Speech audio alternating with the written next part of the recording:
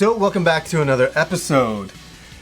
Now, a few weeks ago, I did an episode entitled The Worst Video Game Box Arts, and that gave me a chance to go back to my childhood through some of my retro games and look at some of the retro box arts that just drove me crazy, and I kind of wondered what the hell happened with. So, what I wanted to do today was do the dead opposite of that and look at some of my favorite box arts from when I was a kid. Now, obviously, I'm going to cover the retro stuff because that's what I like to do in the show, but by no means is this the real list. There is no definitive list on the internet of what is actually the best box art of all time. So please, you guys tell me, what are some of your favorite box arts? Leave a video response, comment below. Now I start off with a classic, and wow, I remember this game came out and I hadn't seen the box art, I'd just seen some screenshots and I couldn't believe how gorgeous it was. And that was Secret of Mana, a fantastic action RPG on the Super Nintendo by Square. I just love the box art. I love the little characters. I love the giant tree. I love the birds flying by of the intro. It really summed it up beautifully. I think this picture really summed up the game. I don't think they could have done much better with the box art. This is one of my favorites. This is one that I really do love a lot.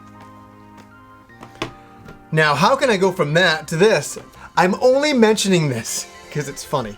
And that is Caution Seaman on the Dreamcast.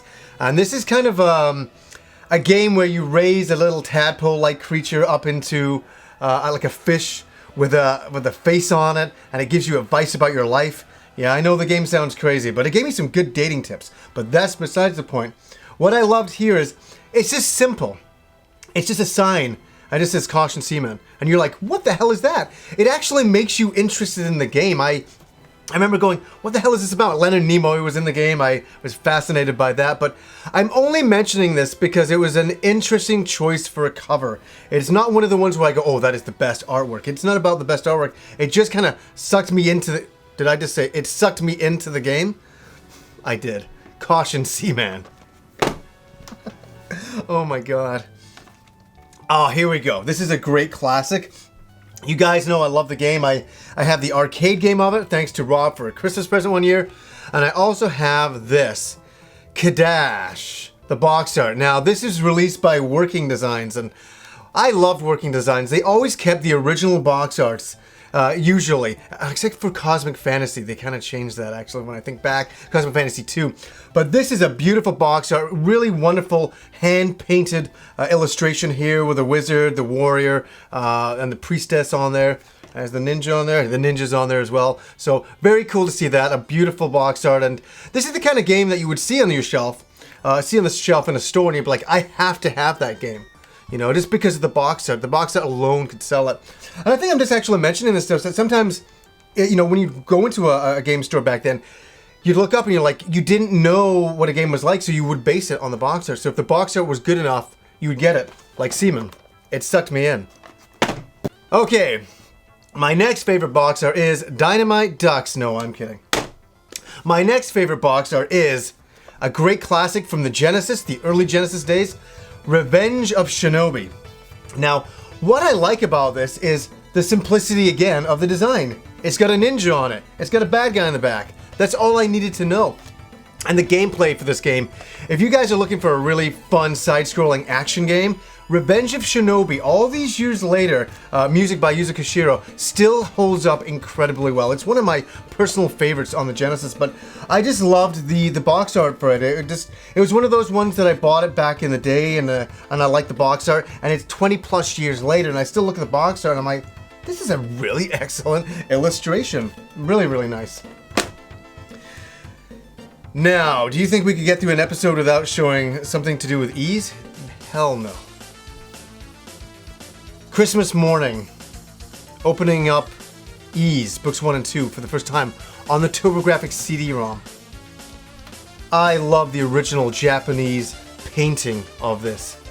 Just showing Ys, and it's just a beautiful hand-painted look at Ys, in the sky, and wow, it's all these years later, and I think there's a lot of other people out there, a lot of other Ys fans that will look back at this with fond memories and go, God, I remember seeing that box art for the first time, and this one really takes me back. This one is a true classic box art.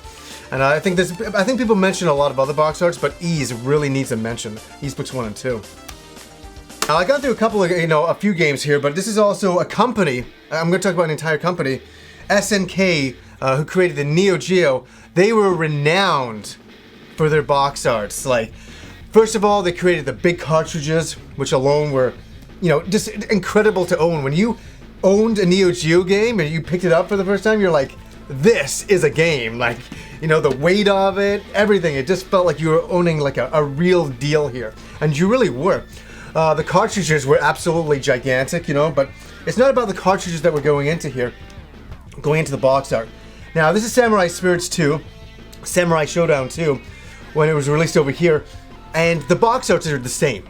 But that's the one thing about SNK, their box arts were, every game was excellent. I love the box arts for every game. When I will look at Neo Geo box arts, they sell the game onto itself because they were that good back then, and they had some incredible artists. I love this artist in particular. Jeez, look at Harumaru there, just, so good. So, anyways, that's just a quick look, because I did the negative of all the worst box arts. I'm like, I had to show some positive stuff, because there's a lot of stuff, obviously, that I love around here. And I just wanted to share a little bit of that with you guys. By no means is this the be-all, end-all of what is the best and worst box arts of all time. I don't have the answer to that. I just have my own personal picks. So, guys, definitely leave a video response below. Leave a comment below. Tell me what some of your favorite box arts of all time are. So, anyways, guys, until next time.